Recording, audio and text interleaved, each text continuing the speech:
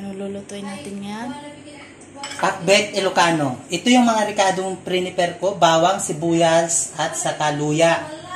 At lalagyan ko ng chicken, manok. Tapos itong kamatis. Yan. Yan yung ampalaya, talong.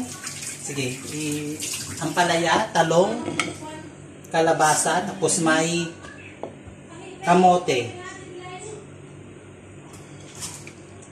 Talong, okra,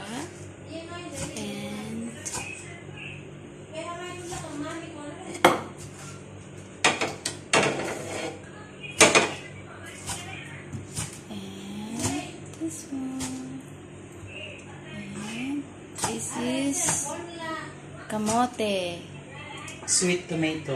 Sweet tomato. Okra from saan naman ito? India. Ha? From ibang buwan Iba mga okra nila. Oo. Ayaw kong okra na ganito. Belida. Ayaw ko din ng talong nila. Hindi masarap. Pamprito. Pamprito lang yan, di ba?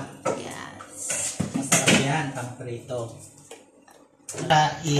Painit natin yung mantika, tapos i-kuan natin yung sahog.